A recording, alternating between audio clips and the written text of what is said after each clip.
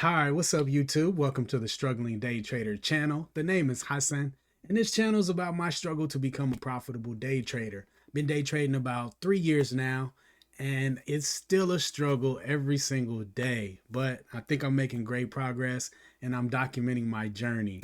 I stream live every market open, so you guys can see my entries and exits. If you want to join my journey, hit that like button for me and subscribe. And let's see if we can make this happen. But for right now, I'm here to go over my trades for the day. And today was a green day. Yesterday was green. I apologize. I couldn't get a review video up yesterday. Yesterday was a green day as well. Um, Actually, you know what? I was getting ready to do the review. I think I was going to do like a real quick one. But when I pulled up Webull, I realized Webull does not show the executions. Like you can't go back at the end of the day and see look at the chart and see where your entries and exits were. So um yeah, I realized that wasn't really gonna work. And then I switched to trading view today and now I can see execution. So that's cool. But yeah, today was a really good day. I decided I had a guy reach out to me and we had a phone call yesterday, and all in all, he was saying that maybe you should check out just trading the indexes. At least while you're in trader rehab, which is where I consider myself right now. I'm paper trading. Um, because a lot of my issues was I'm really good at just losing 1R. Like I'm really good at managing my risk on a single trade. But my problem was I was taking too many trades. And so I would have 6 or 7 trades where I lost 1R. And that's a disastrous day, you know? And I was just really having a problem with my just controlling myself and not over trading. It was a problem. And if you switch and just look at one chart, that's not like that almost immediately cancels out that problem because I'm not going to be rapid firing trades on the 5 minute chart on the SPY. That's just not how I trade. And so I thought I'd give it a try. Like I've been failing, anyway. So why not try something? And just like when I thought about it, I was like, wow, that would help out with that thing. And there's been so many days where I've been trading, other stocks and looking at the SPY. Like I'll get into a stock that I thought was a good setup, and then I'll glance at the SPY and see the SPY is at the very top of its range and probably going to start pulling back. And then I'm like, man, I need to wait until the SPY has a good setup and then go and look for something to go long in. Um, and then now it's like, well, why don't you just trade the SPY? It, it's kind of a crazy realization because I've thought about it before and I'm just like, nah. But in this moment, in that moment of that phone conversation, it just made so much sense to at least try, you know? So yeah, I traded it today, and I was actually looking at the inverse Qs and the SPY this morning, and I was like, whichever one breaks the 5 minute opening range first, I'm getting in. And so that was the inverse Qs. So I got in here, and then it pulled back, and then I added over the break of this 5 minute red candle here, and got to a nice position and got all the way up to 2R right here. And so my take profit strategy is that when I get to 2R, I move my stop to break even. So I moved it to break even, and it came back and stopped me out. Why? Because the market did a nasty, crazy reversal. So the first trade was break even. Great trade. It was a winning trade, went to 2R, went to break even, you know? Excuse me.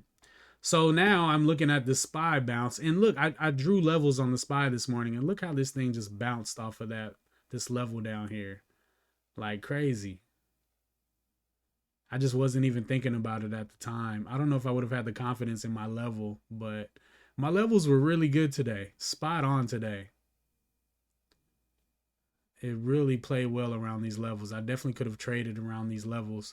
This would have been a crazy entry to trade all the way up to here. And so anyway, I missed this trade and I was kind of waiting for a pullback, but I really wanted it to break the high first. And once it broke through the high, it pretty much kept going. And I was kind of hoping for a pullback to VWAP or at least the top of this opening range, but um, it never did that. But I noticed it came up here to my line right here, my support resistance line, and it came up, broke through, pulled back, and then now we got a little hammer candle. And so I'm like, hey man, if that breaks up, it's probably gonna go up to another price level. So I go long. It goes up to 2R. I move my stop to break even, get stopped out at break even. And so then I'm like, okay, this is a really nice hammer candle right here. You know, it's probably just pulling back, retesting the breakout area. So I got back in. But at this time of the day, it's 11:40, 11:35. I feel like at this time of the day, for me, I need to be trading on the 15. So when I got stopped out, I was like, ah. Then I flipped over to the 15 and was like, okay, this is where I need to be at this time of the day. So once this 15-minute candle closed, I got in again, took the break over the 15. Now I'm down 1R on the day. I got 2 break-even trades, and then I stopped out on this second entry. First entry stopped out break even on this, and then stopped out minus 1R on that entry. So now I'm jumping back in. Take the break over this 15-minute red candle, stop underneath the low, and then we're good. Got this little 5-minute, this little pullback on the 5. It was the top of it was down a little lower, I thought. No, I guess it couldn't have been. But I was hoping to get in a little bit lower. No, I think this was cool. This was cool.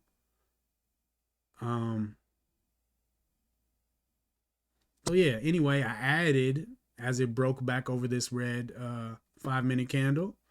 Moved my stop up under here. And then it just kept rolling, man. It kept rolling. So when it went to, I had a 1R trailing stop once I got to 3R. So as soon as it got to 3R in the profits, I raised my stop up to 2R. It got up to 4R, raised my stop to 3R. Got up to 5R, raised my stop to 4R, and that's where I got stopped out right here. Probably could have made it up to 5R. Made my stop up to 5R had I not stopped out there. It's kind of like a back and forth thing using the 5-minute lows for my stop. But once I get to a decent profit, I'm like, okay, now I'm ready to get ridiculously tight with my stop. If it goes, it goes. If it doesn't, I'm taking my profit type of deal. And it worked out really good. Really good. The take profit strategy worked out very well. As far as going to break even at 2R, that managed my losses, kept me at break even on 3 trades. And then that take profit strategy also got me up to 4R on my last trade. But one thing I'm thinking about is, what if when it got to 2R, instead of going to break even, I just went ahead and put my stop at 1R, right? These two positions would have been 1R each, right? And so I would have 2 more R's on the day if I traded like that.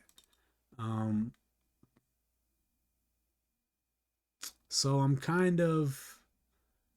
I think that might be the way to go. I kind of want to keep my cushion from entry to 2R where my risk is open there. But once I get to 2R,